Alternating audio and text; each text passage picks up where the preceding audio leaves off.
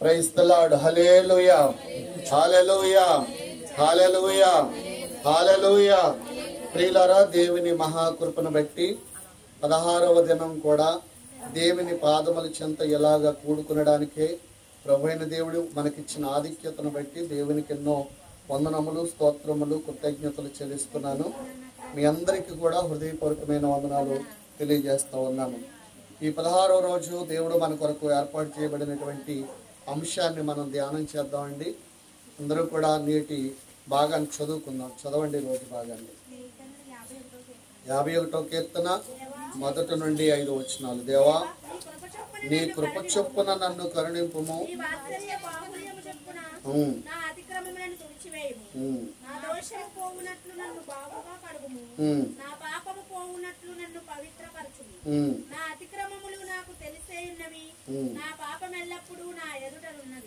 నీకు కేవలము నీకే విరోధముగా నేను పాపము చేసి ఉన్నాను, నీ దృష్టి ఎదుట నేను చెడుతనము చేసి ఉన్నాను. కావున ఆజ్ఞ ఇచ్చినప్పుడు నీవు నీతిమంతుడుగా అగబడుదువు, తీర్పు తీర్చినప్పుడు నిర్మలుడుగా అగబడుదువు. నేను పాపములో పుట్టినవాడను, పాపములోనే నా తల్లి నన్ను గర్భమున ధరించెను. ఆమేన్. హల్లెలూయా, హల్లెలూయా. ప్రియులారా, నేటి భాగములో ఉన్నటువంటి ఈ అంశాలని మనం ధ్యానం చేద్దాం. ఈరోజు యొక్క అంశం ఏంటంటే నిజ పశ్చాత్తాపమునకు ఉదాహరణ అని మనము రాసుకున్నాము. నిజంగా పశ్చాత్తాపడినటువంటి వ్యక్తులు బైబిల్ గ్రంథంలో ఎవరైనా ఉన్నారంటే అది దావీదు మహారాజు. దావీదు మహారాజు యొక్క జీవితంలో మనం చూసినప్పుడు దావీదు గారు అనుకోకుండా ఆయన మధ్యాహ్న వేళ నిద్రించినప్పుడు యుద్ధకాలమందు దావీదు మెలకువగలిగి ఉండాలి. యుద్ధకాలమందు యుద్ధ సమాచారం తెలుసుకోవాలి, ఎక్కడేం జరుగుతుందో తెలుసుకోవాలి. కానీ ఆయన మధ్యాహ్న వేళ ఏం చేశాడంటే యుద్ధం జరుగుతున్నప్పుడు ఇంట్లోకి వెళ్ళి పడుకున్నాడు, మిద్ది మీదకి పోయి. ఆ తర్వాత మిద్ది మీదకి ఎక్కిన తర్వాత ఆ చల్లపూట అటు ఇటు తిరుగుతున్నాడు.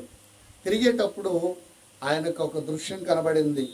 ఆ దృశ్యాన్ని చూసి తన మనసునందు ఊహించుకున్నాడు. ఊహించుకోవడమే కాదు కానీ ఆ స్త్రీని తెచ్చుకుని, ఈ స్టోరీ అంతా మనకు తెలుసు, తెచ్చుకొని తనతో పాపం చేశాడు.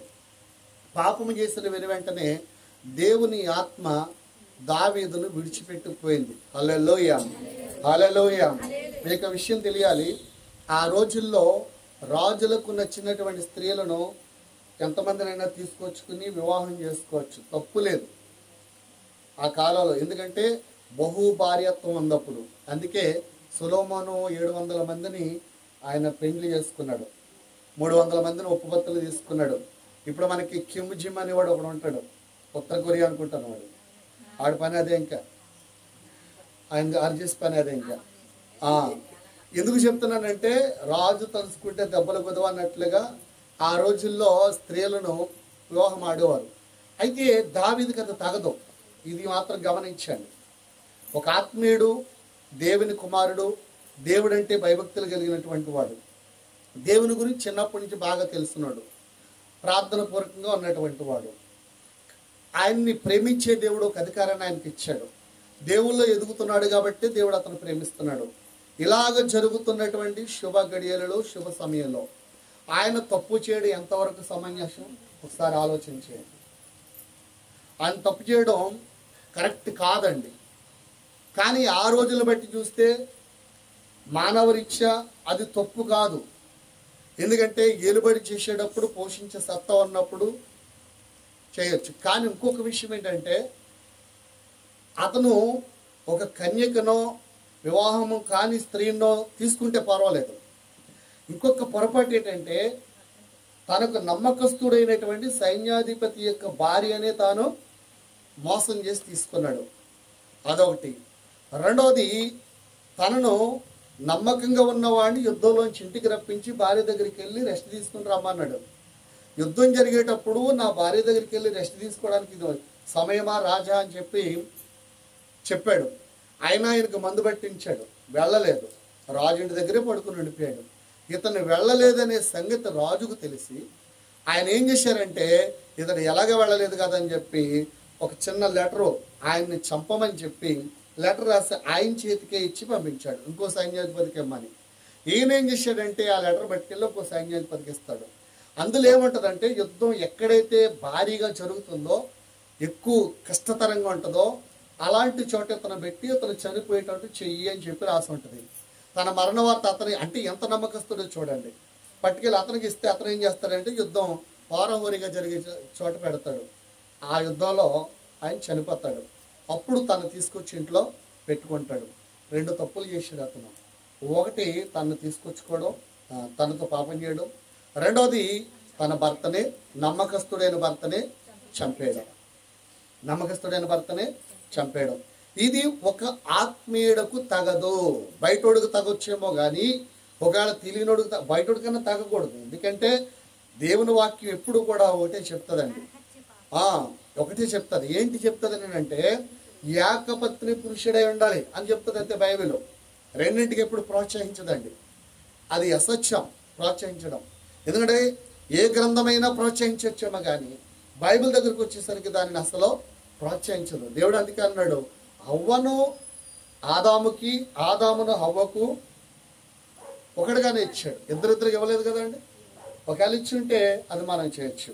పోనీ ఈయన గురించి ఆలోచన చేద్దాం, బయట విషయాలు అలా పెడదాం.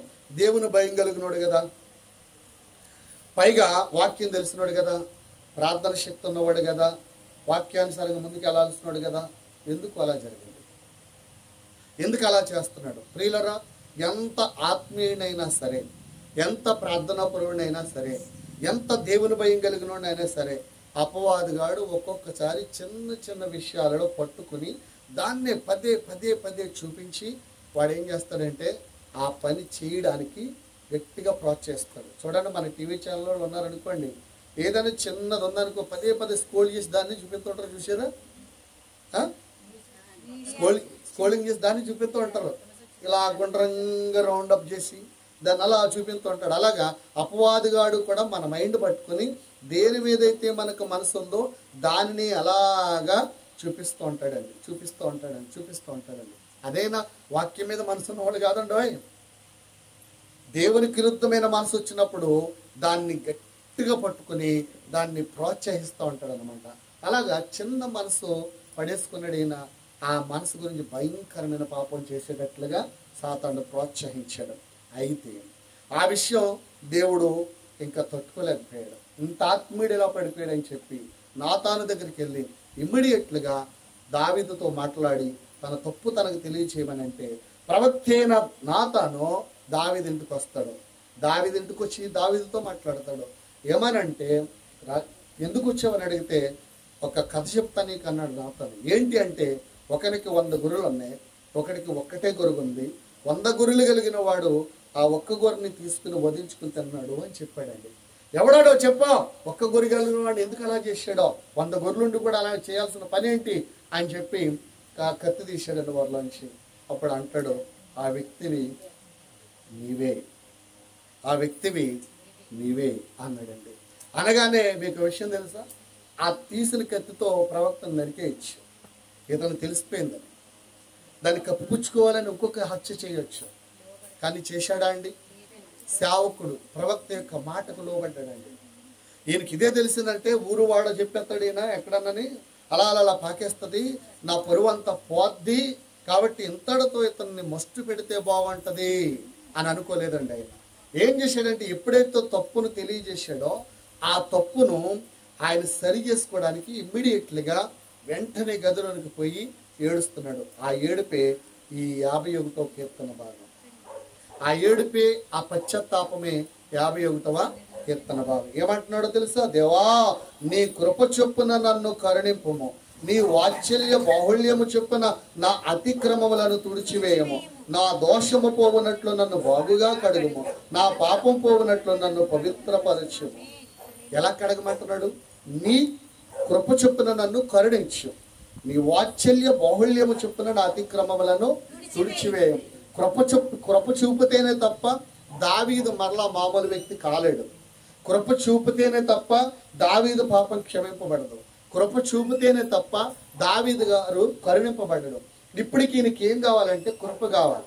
బైబిల్ ఏం చెప్తుందంటే పాపము ఎక్కడ విస్తరించునో కృప అక్కడ విస్తరించును అని చెప్తుంది. అలాగని చెప్పి తెలుసుండి పాపం చేసిన కాడ కృప ఉండదు, తెలియక పాపం చేసిన కాడ మాత్రం కృప ఖచ్చితంగా ఉంటది. అయితే ఇప్పుడు ఏమంటున్నాడంటే ఈయన ఇది క్షమించరాని పాపం, తెలుసుండి బుద్ధిపూర్వకంగా చేసిన పాపం. అందుకని ఈయన ఏమంటాడంటే నన్ను కరుణించు, నన్ను కరుణించు, కృప చొప్పున నీ కృప చొప్పున నన్ను కరుణింపుము అని ప్రార్థన చేస్తాడు.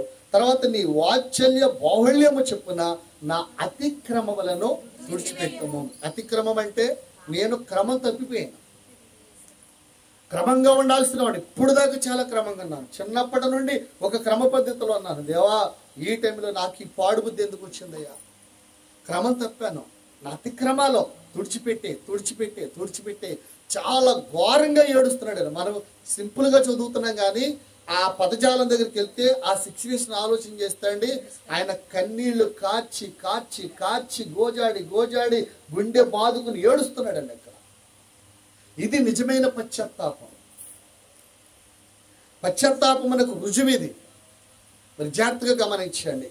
ఇంకా నా అతిక్రమాలు తుడిచిపెట్టడమే కాకుండా నా దోషము పోవునట్లు నన్ను బాగుగా కడుగుము, నా పాపము పోవునట్లు నన్ను పవిత్ర పరచము. దోషము పాపము ఏంటి? దోషం ఏంటి, పాపం ఏంటి? దోషానికి పాపానికి తేడా ఉందా? ఎలాగా?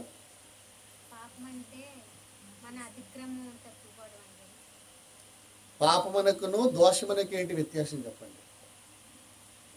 దోషం అంటే కంటితో చూసి ఆశించడం దోషం, అర్థమవుతుందా? చూసి ఆశించడమే పాపం, దోషం. పాపం అంటే డైరెక్ట్గా చేయడం, ఇంకంతే, మునిగిపోవడం అందులో. అందుకని ఏమంటాడంటే దోషమును పాపమును కూడా ఏం చేయమంటున్నాడు? తుడిచిపెట్టే శుభ్రంగా తుడిచిపెట్టే, నా మీద ఉండకూడదు, అది నన్ను వెళ్ళకూడదు, ఇంకా దాన్ని తుడిచిపెట్టే నాయన అని చెప్పి ఆయన పలుకుతున్నాడు. చాలా మంచి పదాలు వాడతాడు దావీదు గారు. ఇంకా చూసుకుంటే నా అతిక్రమములు నాకు తెలిసే ఉన్నవి, నా పాపం ఎల్లప్పుడూ కూడా నా ఎదుటనుంది. నేను ఎక్కడెక్కడ అతిక్రమించాను, మీ ఆజ్ఞను అతిక్రమించాను. నా జీవితంలో ఎన్నో అతిక్రమాలు చేశాను, అతిక్రమించాను ప్రభువా. కాబట్టి నా అతిక్రమాలన్నీ నీకు తెలుసు. నా పాపం ఎల్లప్పుడూ నా ఎదురుగానే కనబడుతుంది. ఇంకా ఎదురుగా కనబడితే ఎలా ఉంటుంది? మనకి పొల్లొచ్చి పొడిచినట్టే కదా ఉంటుంది ఏమండి? అది ఎంత బాధ పెడుతూ ఉంటుంది ఆలోచన చేయండి. అందుకని అది కూడా కనబడకడగా కనుమరి చేయమంటున్నాడు. అది కూడా కనబడకడగా చేసి అంటున్నాడు, నీకు కేవలమే నీకే విరోధముగా నేను పాపం చేసి ఉన్నాను, నీ దృష్టి ఎదుట నేను చెడుతనము చేసి ఉన్నాను. కావున ఆజ్ఞ ఇచ్చినప్పుడు నీవు నీతిమంతుడుగా అగుపడుదువు. నీకు కేవలము నీకే విరోధముగా నేను పాపము. కేవలము మనం పాపం చేయడం, దేవునికి విరోధంగా పాపం చేస్తున్నాం. దేవునికి తెలియదు అనుకుంటున్నాం కానీ దేవుడు అన్ని కూడా ఏం చేస్తున్నాడు? చూస్తున్నాడు, పరిశీలన చేస్తున్నాడు, వాటిని జాగ్రత్తగా మనసు పెట్టి ఆలోచన చేస్తున్నాడు. ప్రతిదీ కూడా దేవునికి తెలుస్తాడు, ప్రభుకు తెలియదంటూ కూడా ఏది లేదు. అందుకని ఈయన ఏం చేస్తున్నాడంటే ఎప్పుడైతే చెప్పాడో, జాగ్రత్త వినండి, ఎప్పుడైతే ప్రవక్త చెప్పాడో వెంటనే ఇంట్లోకి పోయి మోకాళ్ళు వేసి ఆయన కన్నీరు గార్చి ఈ పదజాలన్నీ ఉపయోగిస్తున్నాడండి. ఈ పదజాలన్నీ కూడా నీకు కేవలం నీకే విరోధంగా నేను పాపం చేస్తున్నాను, నీ దృష్టి ఎదుట నేను చెడుతనము చేసి ఉన్నాను. కావున ఆజ్ఞ ఇచ్చినప్పుడు నీవు నీతిమంతుడుగా అగుపడదువు, తీర్పు తీర్చినప్పుడు నిర్మలుడుగా అగుపడదువు. నేను పాపములో పుట్టినవాడను, పాపములోనే నా తల్లి నన్ను గర్భము ధరించెను. నీవు అంతరంగములో సత్యం కోరుతున్నావు, ఆంతర్యమున నాకు జ్ఞానము తెలియచేయదు. నేను పవిత్రుడనగినట్లు హిస్సోపుతో నా పాపము పరిహరింపము, హిమము కంటేనూ నేను తెల్లగానున్నట్లు నీవు నన్ను కడుగుము. ఎంత చక్కటి ప్రార్థన అండి. ఏమంటున్నాడు అని అంటే, నీ దృష్టి ఎదుటే నేను చెడుతనం చేశాను కాబట్టి తీర్పు తీర్చేటప్పుడు నీవే నిర్మలుడువు, నేను మాత్రం ఆ ముష్ట అలాగే ఉంటుంది నాకు, నేను నిర్మలుణ్ణి కాదు అంటాడు. నేను పాపంలో పుట్టాను, పాపంలోనే నా తల్లి గర్భమున ధరించాడు. చాలా మంది అనేది ఏంటంటే పాపములో పుట్టాము కాబట్టి అది సమంజసమండి. మనిషి తప్పు చేయడం అనేది సామంజసం, అని సరిపెట్టుకుంటున్నారండి. ఇప్పుడు సమంజసమా?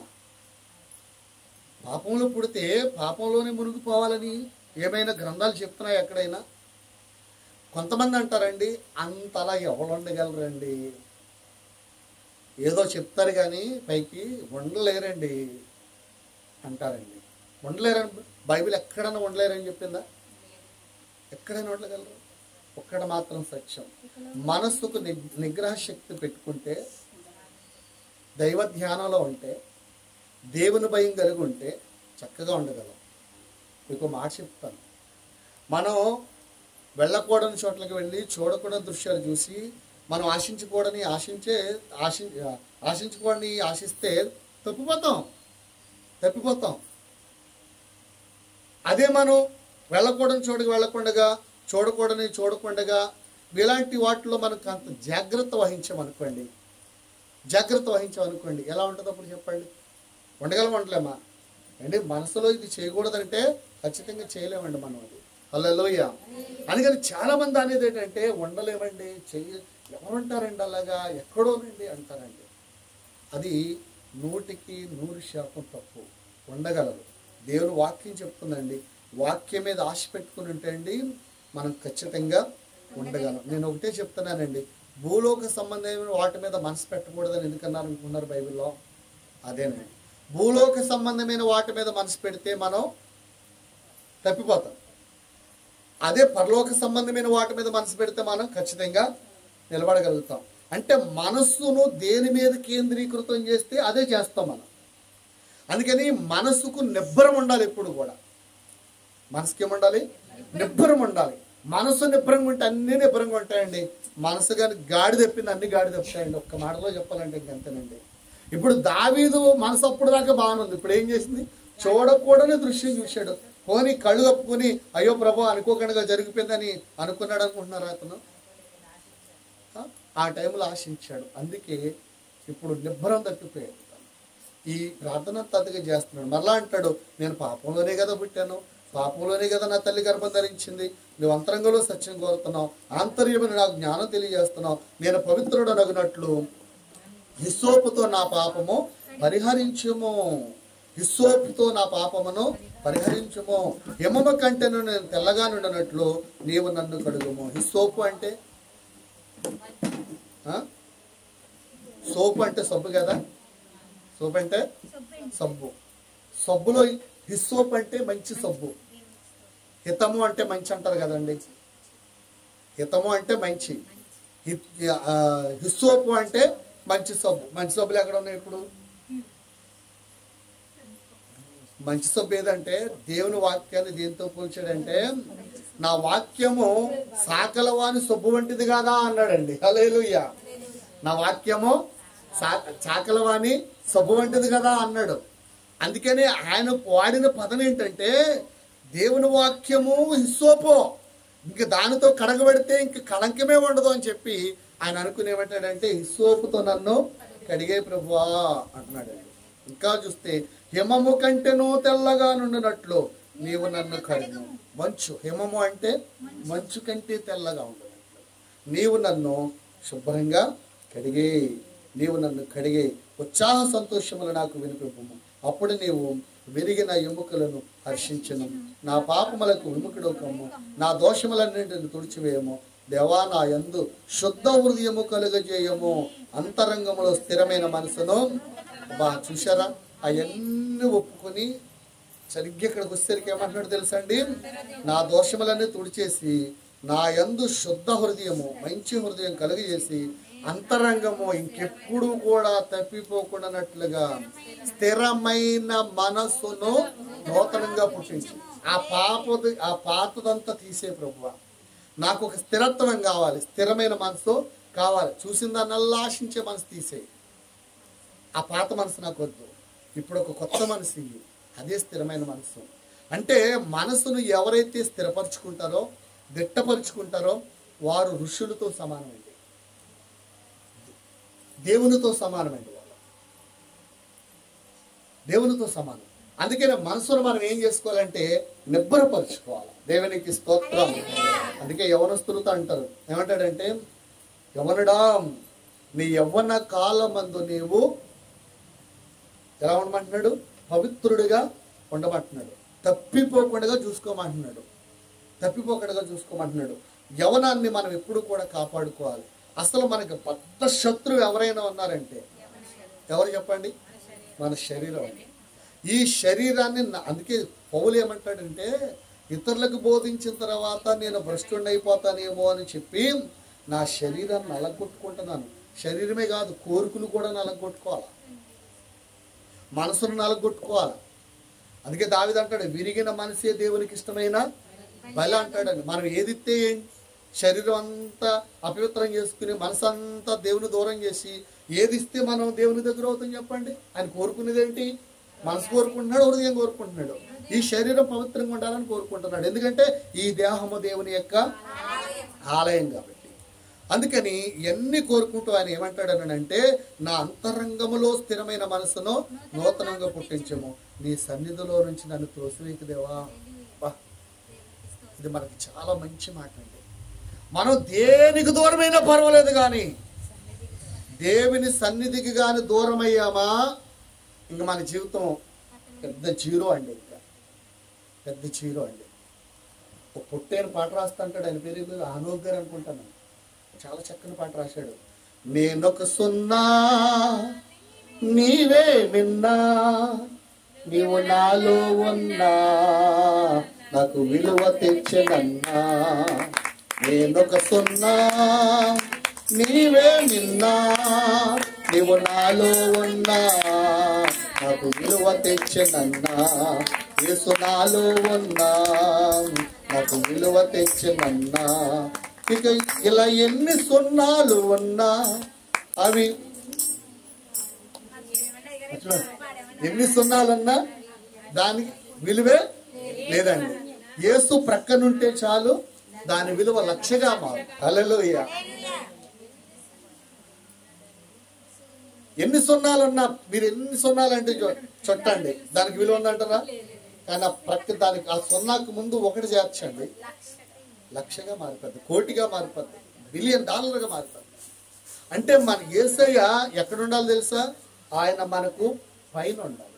ఎక్కడ ఉండాలి? మనకు పైన ఉంటే మన విలువ ఎంతగా మారిపోద్ది అంటే అంతగా మారిపోద్ది. యేసయ్య మన పక్కన ఉండాలండి. ఈరోజు కూడా ఈయన ఏమంటాడంటే, నీ సన్నిధిలో నుండి నన్ను త్రోసివేయకు. సన్నిధిలోంచి కానీ దూరం అయిపోయామా ఇంకా మనం దేనికి పనికి రావడం అయిపోతాం. ఎందుకంటే సంతోషం దూరం అయిపోద్ది, మనం అనుకున్నవన్నీ కూడా దూరం అయిపోతాయి. అసలు ఆ నిత్య సంతోషాలన్నా నిత్య సుఖములైనా ఎక్కడ ఉన్నాయంటే మనకు దేవుని సన్నిధిలోనే. ఇప్పుడు ఇదంతా పోద్ది, ఆయనకు తెలుసు, దావీదుకు తెలుసు. మళ్ళీ అవన్నీ ఎందుకు పోగొట్టుకోవాలా? ఒక్క చిన్న తప్పుకి నేను ఒప్పేసుకుంటే బాగుంటుందని బాహటంగా దేవుని పాదాల మీద పడి ఆయన ఒప్పేసుకుని ఏడుస్తున్నాడు, కన్నీరు గారుస్తున్నాడండి. రక్షణార్థమైన కన్నీళ్ళు వస్తున్నాయి. పాపమును ఒప్పుకొని చేసే కన్నీళ్ళు, పాపాన్ని పారగొట్టుకునే కన్నీళ్ళు, ఆ కన్నిట్లో తన యొక్క దోషములన్నీ కొట్టుకుని పోతున్నాయి అని అంటాడు. రాత్రి జాములు అందో నేను నా మంచం మీద ప్రార్థన చేస్తున్నప్పుడు నా పరుగు తేలిపోతున్నాను. అంతగా ఏడ్చి పాపాలన్నీ పోగొట్టేసుకున్నాడు. దేవుని పిల్లలారా, ప్రతి చిన్న తప్పును కూడా ఉంచకూడదు. ఆ చిన్నదే పెద్దది అయిపోతుంది, చిన్నదే పెద్దదైపోతుంది. మన శరీరం మీద చిన్న డస్ట్ పడి అది చిన్న దురదగా అయ్యి దానికి కొంచెం పుండి ఏర్పడింది అనుకోండి, చిన్నదే కదా పోద్దంటే అది ఏమైపోతుంది? అలాగా స్ప్రెడ్ అయిపోతుంది. నెగ్లెక్ట్ చేయకూడదు చిన్నదని.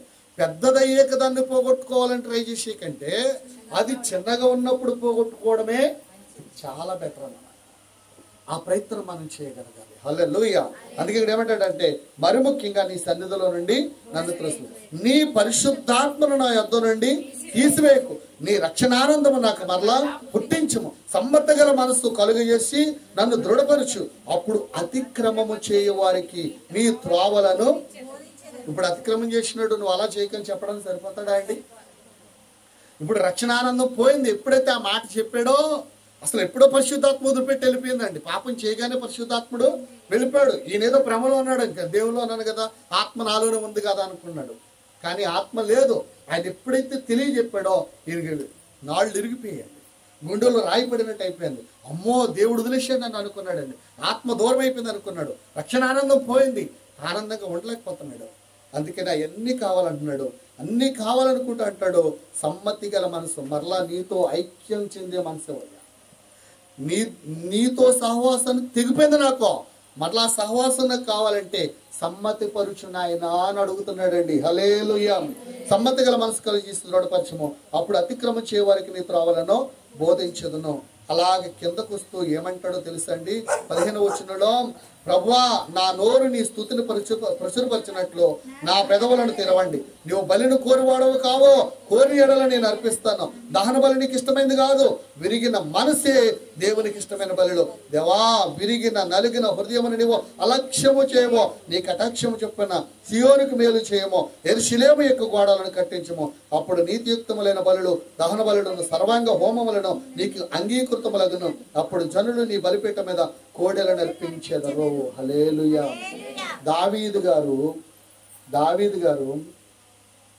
గారు నిజమైన పశ్చాత్తాపమునకు ఒక ఉదాహరణ. నిజమైన పశ్చాత్తాపానికి ఒక ఉదాహరణ. ఎలాగా మీరు చెప్పండి. చాలా మంది ఒప్పుకున్నారు కదా,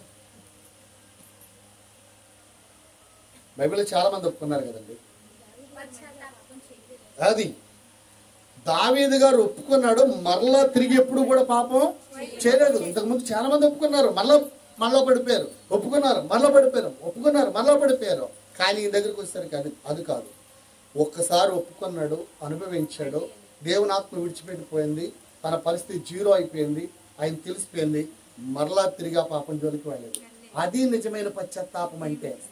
యాలు చేసేసి ఒప్పేసుకుని మరలా రేపు చేసేసి ఒప్పేసుకుని మరలా రేపు, ఇంకా అదే అదే అదే అదే అదే రిపీట్ అయింది అనుకోండి, అది పశ్చాత్తాపం ఎలాగవుతుంది చెప్పండి.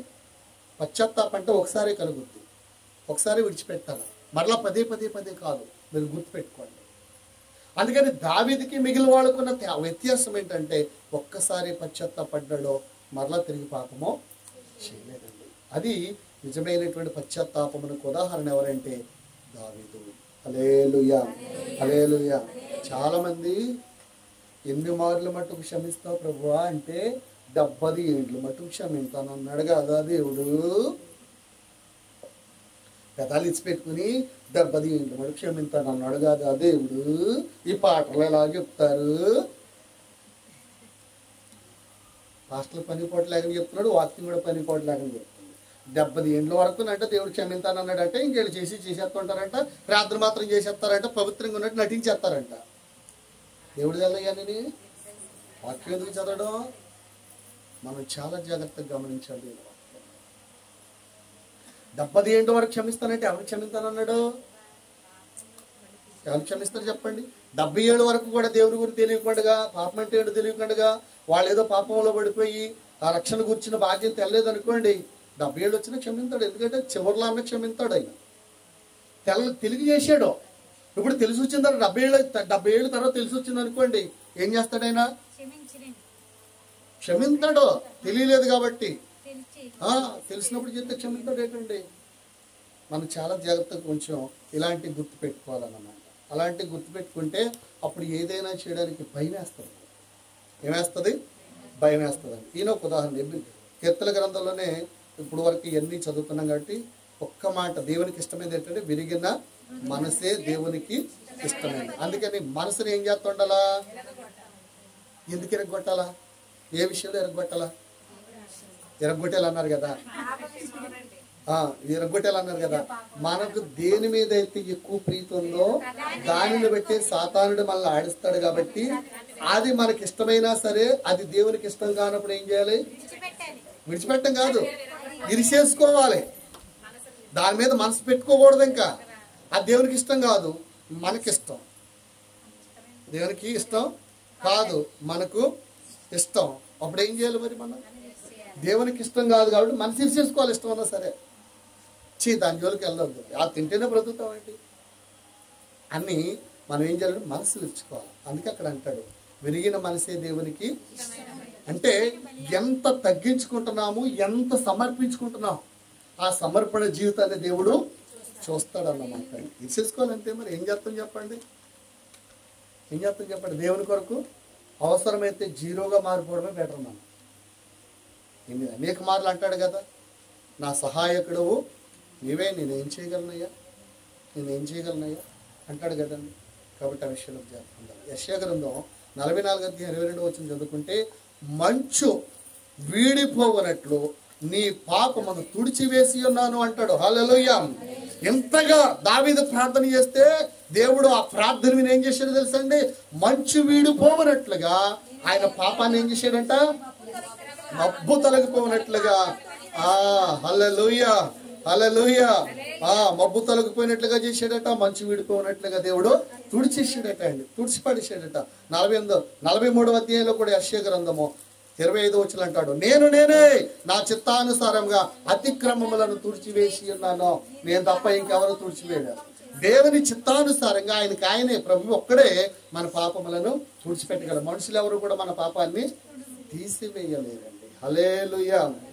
అండి, శుద్ధ జలాలు జల్లినంత మాత్రాన్న పాపం బద్దనుకుంటున్నారా? కోటి పాపాలు చేసి కోనేటిలో స్నానం పడితే నీ పాపం పోయిందా, నీ దోషం పోయిందా అని ఒక పాట ఉంటుందండి, నాన్నగారు పాడుతూ ఉంటారు. కోటి పాపాలు చేసి కోనేటిలో స్నానం పడినంత మాత్రం పాపాలు పోతాయా? పై బురద పోయింది కానీ నీ పాపం పోయిందా, నీ రోగం పోయిందా అంటాడు. అక్కడ పై బురదే పోద్ది. నీరు శుద్ధి చేసుకోవడానికి అంతే. దేని శుద్ధి చేయడానికి? దేహాన్ని శుద్ధి చేయడానికి. కానీ వాక్యం అంతరంగాన్ని శుద్ధి చేస్తుంది. హల్లెలూయా. రెండో వ్యక్తి చెప్పి నేను ముగిస్తాను టైం. రెండో వ్యక్తి ఎవరంటే సిలువలో దొంగ. ఎవరండి? సిలువలో దొంగ తప్పు చేశాడు, సిలువకి వేలాడదీశారు. అప్పుడు రోమన్ గవర్నమెంట్ వారు ఏం చేసేవారంటే భయంకరమైన పాపం చేసిన వాడిని సిలువేసేవారు. అలాగా ఇద్దరు దొంగలు చేశారు, ఇద్దరు దొంగలు తీసుకెళ్లి సిలువేశారు. అందులో ఒక దొంగ అంటాడండి, చక్కగా మాట్లాడుతూ, ప్రభువా నిన్ను విడిపించుకుని మమ్మల్ని విడిపించవచ్చు కదా అన్నాడండి. ఇంకో దొంగ ఏమంటాడంటే, నిన్ను విడిపించేసుకుని మమ్మల్ని విడిపించవచ్చు కదా అంటాడు ఒక దొంగ. ఇంకో దొంగ ఏమంటాడంటే, అరే మన పాపం చేసేవారనైనా మనకి శిక్ష తగ్గను, నువ్వు అడిగేది బాగోలేదు, అసలు మనం తప్పు చేసాం కనుక క్షమించాలి, అలాగేంటారు అడగడం అని చెప్పి బుద్ధి చెప్పి అంటాడు. ప్రభువా మేము పాపాత్ములము, ఒకవేళ నీకు రాజ్యం అంటూ ఉంటే కనుక నీ రాజ్యంలో మమ్మల్ని జ్ఞాపకం చేసుకోవా అన్నాడు. పశ్చాత్తాపడ్డాడు, ఏడ్చాడండి, కన్నీరు గార్చాడు. మాకు శిక్ష తగినయ్యా, నీకెందుకయ్యా, నువ్వు ఏ తప్పు చేసేవాడిని, నిన్ను అలా చేశారు అని చెప్పి బాధపడుతూ ఆయన అంటాడు, నన్ను క్షమించువానాయన, నీ రాజ్యంలో జ్ఞాపకం చేసుకోవానాయన అంటాడు. చదవండి లోకాసు వార్త 23:39 నుండి.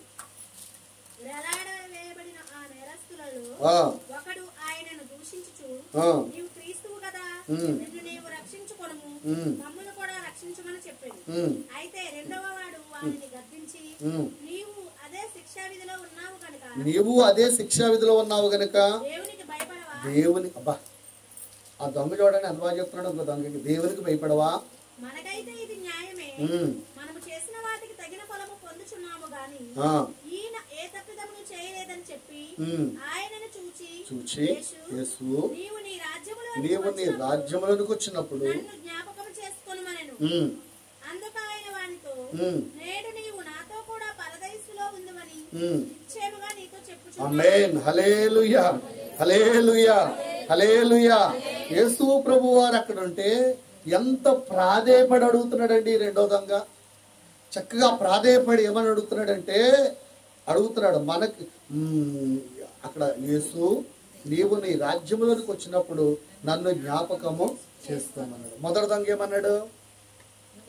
మొదటి దొంగ మాటలు చూద్దామండి. నిన్ను నీవు రక్షించుకునము, మమ్మల్ని కూడా రక్షించమని చెప్పాను. నువ్వు క్రీస్తు కదా, నిన్ను నువ్వు రక్షించుకోవచ్చు కదా, మమ్మల్ని రక్షించవచ్చు కదా. ఇప్పుడు మనల్ని ఏమంటున్నారు, మీరు యేసు బిడ్డలు కదేటి, యేసు బిడ్డలు కదా, మీ దేవుడు కాపాడేస్తాడు కదా, మీ దేవుడు స్వస్థపరిచేస్తాడు కదా, మీ దేవుడు విడుదలపరిచేస్తాడు కదా, మరి ఎలా జరుగుతుందేటి? చిన్న వంక దొరికితే ఇంత సాగదీస్తున్నారు కదా అంటున్నారండి. అప్పుడు అలాగే అన్నారు, ఇప్పుడు కూడా అలాగే అంటున్నారు కదా. మనం యేసు బిడ్డలు అంట, అందుకని మనకు దేవుడు చేస్తాడంట. ఎందుకు చేయడండి? యేసు బిడ్డలు అని అది ఎవరికైనా చేస్తాడండి. ఆయన అడిగే విధానంలో అడగాలి మనం. ఇప్పుడు యేసు బిడ్డలమైనా మనం సరిగా లేమనుకోండి, చేస్తాడేంటి ఆయన? యేసు బిడ్డలం అని పేరు ఎట్టుకున్నది మాత్రం అయిపోద్దా చెప్పండి? అవుతుందా? జరగని పని అండి. యేసు ప్రభు బిడ్డలమే. ఆయన ఎలా ఆరాధించాలో, ఎలా ఉండాలో, ఏం చేయాలో అలాగే ఉండాలి మనం. ఆయనకి ఇష్టం వచ్చినట్లుగా ఉండి మనం అడిగితే ఆయన ఏదైనా చేయగలడు. పోనీ పాపని క్షమించమని అడిగితే ఏదైనా చేయగలడు, తగ్గించుకుని అడిగితే ఏదైనా చేయగలడు. అంతేగాని మనం మెడచాచి గర్వంగా అడిగితే చేస్తాడు ఏంటండి ఆయన? దేవుని కంటే గొప్పడుగా ఏం చేసుకుంటే చేస్తాడు ఏంటంటే ఆయన? ఆ దొంగకి ఈ దొంగకి ఎంత తేడా ఉంది చెప్పండి? ఇద్దరు దొంగలే, కానీ ఒక దొంగ పశ్చాత్తాపడుతున్నాడు, మరొక దొంగ యేసు కదటి నువ్వు, క్రీస్తు కదటి నువ్వు రక్షించుకోగలవు కదటి, నువ్వు రక్షించుకుని మమ్మల్ని కూడా రక్షించే అంటే మళ్ళీ మేము వెళ్ళి దొంగతనం చేసుకుంటాం అంటున్నాడు. ఆయన ఎందుకు రక్షించాలండి? ఏం చేశాడని దేవుని కోసం రక్షించాలండి? కానీ రెండో వాడు అడిగేది చాలా కరెక్ట్. బాబా ఇది మాకు తగినయ్యా, నీకు తగింది కాదు, నీ రాజ్యంలో నేను జ్ఞాపకం చేసుకోవాలి. సింపుల్. ఆ చిన్న ప్రార్థన, ఆ చిన్న పశ్చాత్తాపం, చిన్న మాట దేవుని రాజ్యంలో కూడిపోవడానికి చోటు దక్కింది. హల్లెలూయా, హల్లెలూయా. అక్కడ దొంగని కాదు, వ్యభిచారని కాదు, వ్యతిరేకని కాదు, మారు మనసు పొందావా లేదనేదే కావాలండి. మారు మనసు పొందావా లేదనేదే కావాలండి. హల్లెలూయా. ప్రియులారా, ఒక్క మాట చదివించి నేను ముగిస్తాను. ఎఫెసీయులకు రాసిన పత్రిక 2వ అధ్యాయంలో వచ్చింది. మనం రక్షించబడాలంటే ఎలా రక్షించబడతామో ఒక్క మాట చూద్దాం. విశ్వాసము ద్వారా కృపచేతనే రక్షించబడి ఉన్నారు, ఇది మీ వలన కలిగినది అంటే మనం రక్షించబడ్డాం కదా. దేనిని బట్టి రక్షించబడ్డామండి? విశ్వాసము ద్వారానే. ఇప్పుడు ఆ దొంగ విశ్వాసం ఉంచలేదు, ఒక దొంగ విశ్వాసం ఇచ్చాడు. ఆ విశ్వాసాన్ని బట్టి ఆయనకి ఏమొచ్చింది? రక్షణ వచ్చింది, కృప దొరికింది. విశ్వాసము ద్వారానే రక్షించబడ్డాం.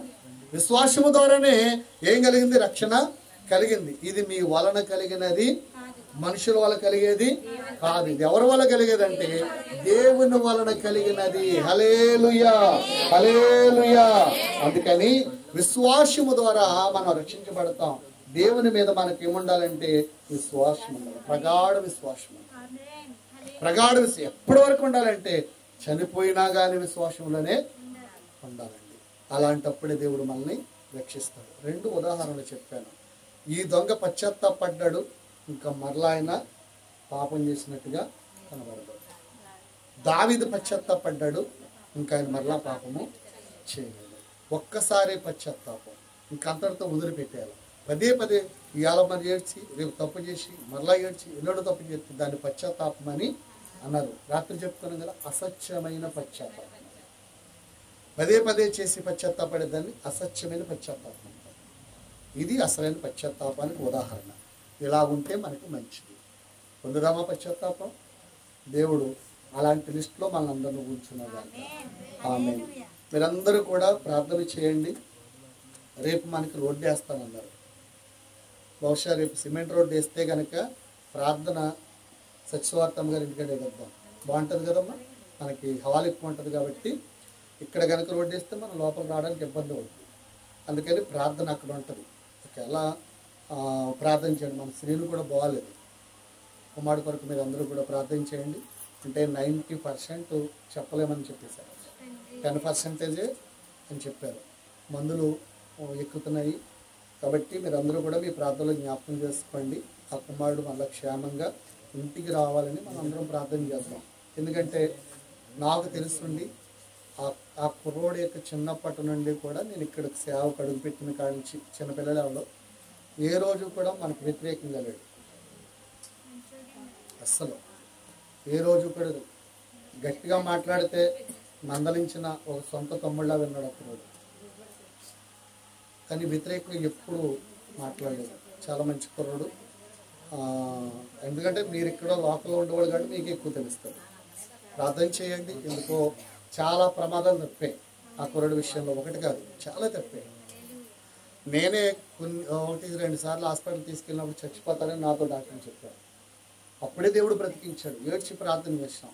ఇప్పుడు అలాగే ప్రార్థన చేద్దాం, దేవుడు కనికరించమని అమ్మా. కాబట్టి దాని విషయంలో మీరు అందరూ కూడా అబ్బాయి విషయంలో ప్రార్థన చేయండి.